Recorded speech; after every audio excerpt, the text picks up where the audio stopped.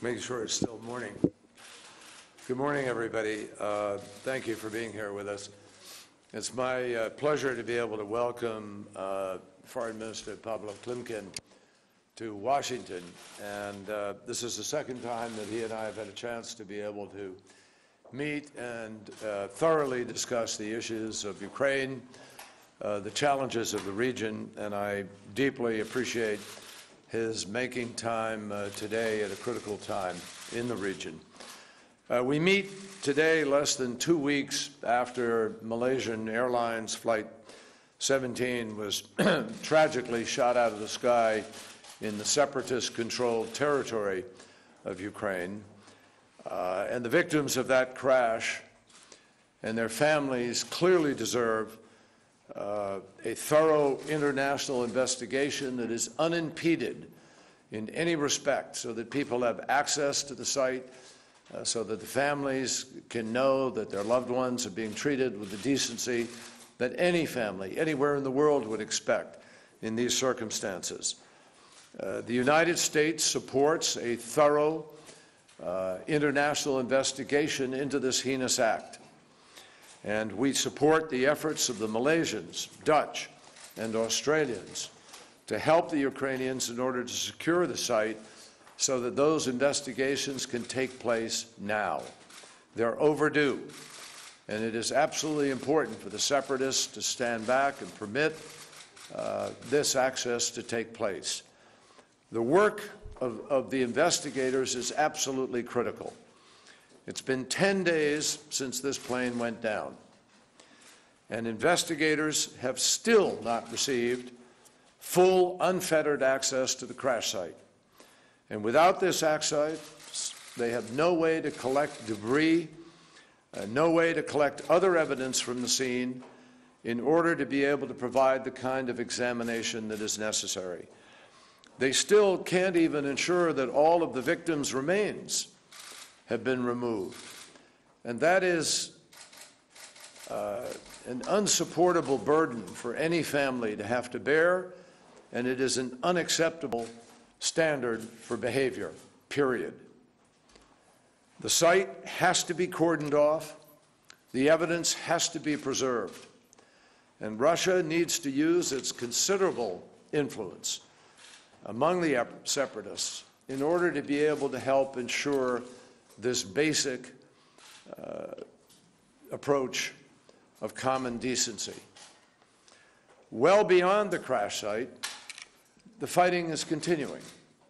And as President Poroshenko has made clear repeatedly, and as Foreign Minister Klimkin reiterated to me just a few minutes ago, the Ukrainians are ready to accept a mutual ceasefire now, not in the future, now. And they have proposed a peace plan that includes serious and substantive dialogue with the Russian-backed separatists, with international participation, because they understand that that is the only way that this crisis is going to come to an end. This morning I talked with Foreign Minister Lavrov and raised these concerns and agreed that there is a way to try to put some very specific proposals on the table to try to move forward. But the Russians and their so-called volunteers are continuing to ship arms and funds and personnel across the border. We see this. There's clear evidence of it. We now have clear evidence of artillery and rocket fire from Russia into Ukraine. And while the Russians have said that they want to de-escalate the conflict, their actions have not shown a shred of evidence that they really have a legitimate desire to end the violence and end the bloodshed. As a result, the Russian-backed separatists refuse to lay down their arms and be part of the political process. They continue to fire on Ukrainian forces, even in the area just around the crash site. And they have displayed an appalling disregard for human decency. And evidently, the separatists will continue to do so unless they can feel some pressure, something real from their Russian backers. President Putin can make a huge difference here if he chooses to. And we and our European partners will take additional measures and impose wider sanctions on key sections of the Russian economy if that is what we must do. We hope that it will not be necessary. And if Russia continues to go down this path, however, Russia will leave the international community with no choice. What is unfolding in Ukraine has already gone on for far too long. It's well past time for the violence to stop and for the people of Ukraine to begin the process of rebuilding their country, and rebuilding it in a way that can have a relationship with Russia, with the West. I think Foreign Minister Klimkin will affirm today that we're not asking them to choose between the two. And I think Ukrainians understand that they have strong ties to Russia. They're prepared to have a relationship with Russia. And they understand that the future of Ukraine depends on having a strong relationship with Russia. So it's well past time for this violence to stop. And that is why yesterday Vice President Biden announced nearly $7 million in rapid assistance for humanitarian and rebuilding purposes to be deployed immediately. Specifically, these funds will go towards rebuilding eastern Ukraine, including the cities of Slovyansk and Kramatorsk, where people celebrated in the streets recently when they were liberated from separatist control. We are also asking Congress for approval to provide financial support and mentoring to small businesses throughout Ukraine through mechanisms like the public-private partnerships and export promotion initiatives. We are hoping to inject additional resources into Ukraine's economy so that together all Ukrainians can rebuild their lives along with their cities.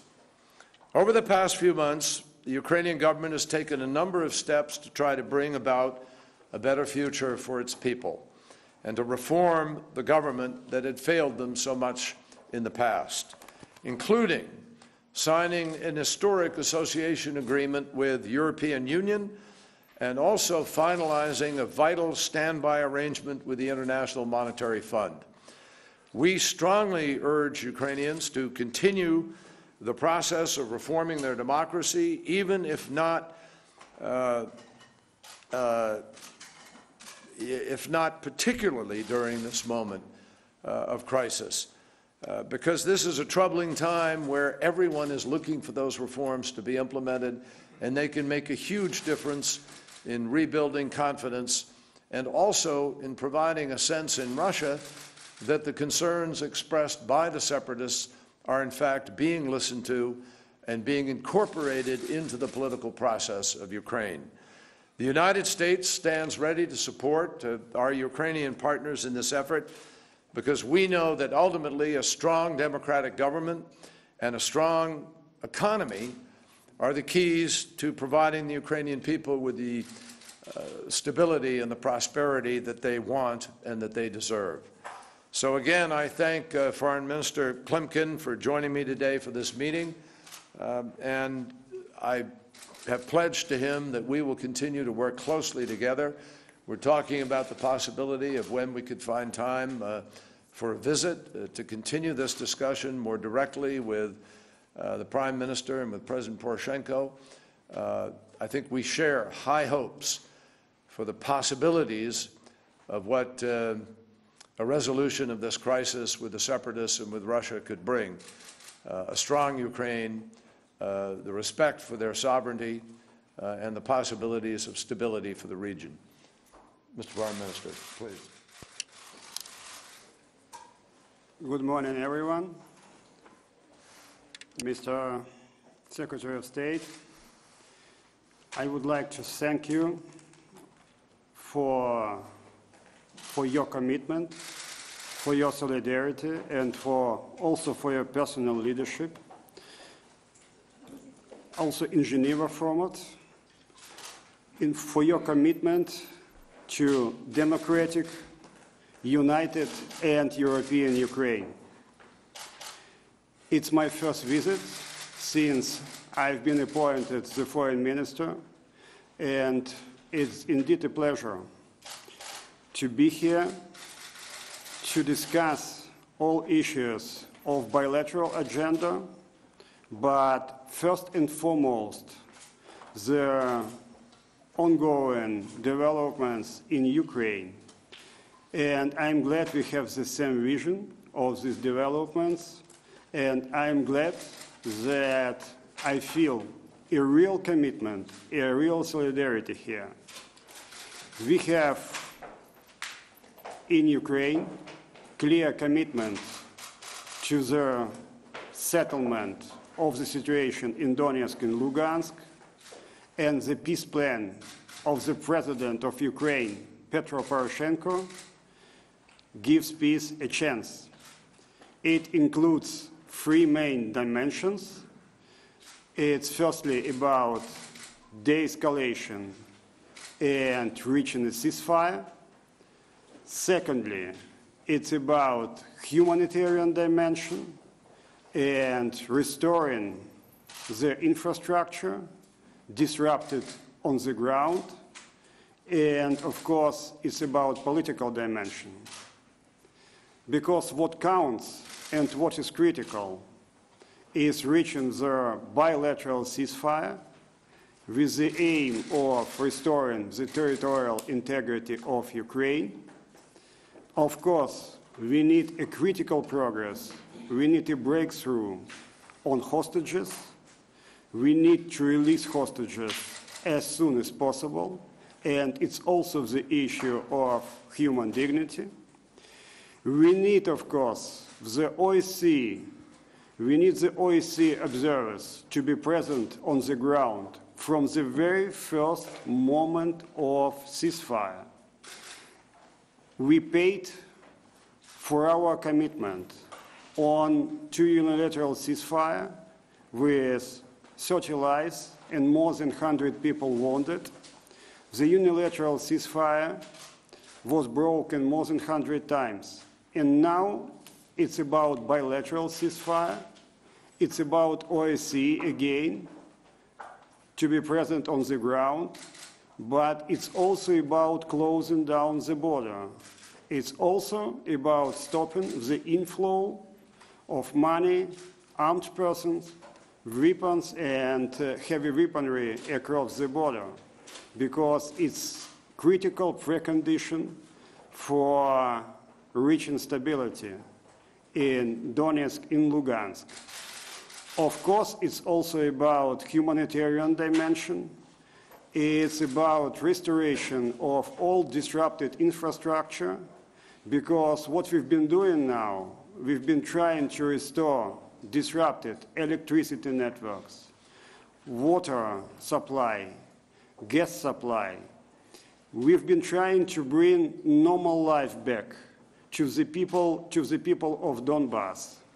And I'm particularly grateful to the Secretary of State, to the United States for urgent help, for urgent assistance to the people of Donbass, which should be aimed at restoring infrastructure.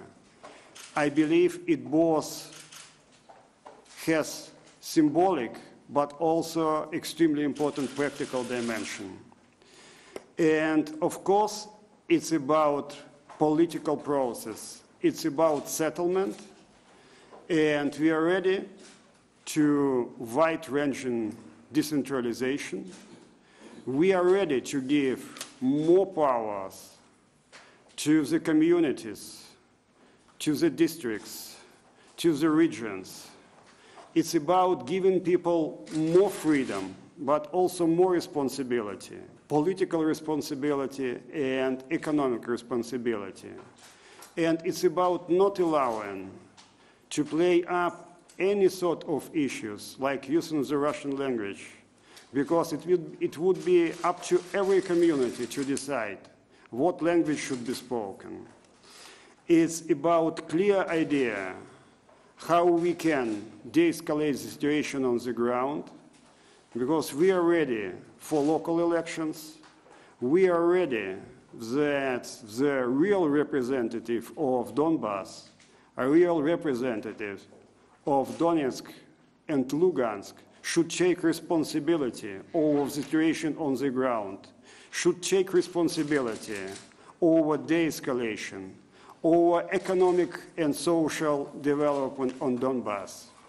And in this sphere, we feel solidarity by the United States, and we also have clear and targeted assistance. And also under difficult conditions on the ground, we've been trying, we've been working around the clock on securing access to the crash site, and it's our key priority. We've been working on ensuring the possibility for fully transparent and effective investigation of the causes of the tragedy with the plane of Malaysian Airlines. And of course, for us, it's about human dignity. It's about the possibility of recovering all bodies and body fragments from the crash site. It's about giving back the friends and the loved ones any sort of personal belongings. It's not just the priority, it's an absolute priority for Ukraine at the moment.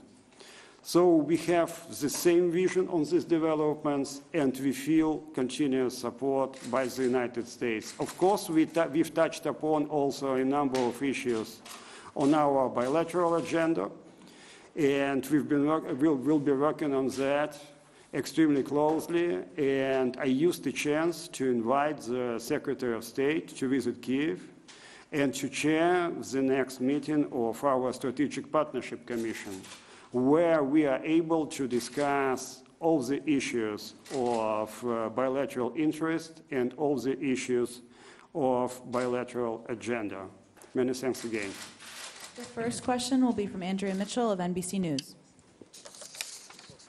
Thank you very much, Mr. Secretary. I want to ask you about Ukraine and about the sanctions and Vladimir Putin. But first, let me ask... You've been listening to the US Secretary of State John Kerry and the Ukrainian Foreign Minister Pavlo Klimkin hold a press conference in Washington after their meeting at the Department of State. Well, Klimkin thanked the US for their commitment and solidarity and said that their priorities were to release hostages as soon as possible, that they needed OSCE observers to be on the ground as soon as a ceasefire was called. And he said that Kiev was ready to give more powers to the regions and that they had invited the Secretary of State to Kiev for a visit soon. Is quoting a senior official as saying that your diplomacy has been, quote, a strategic terrorist attack.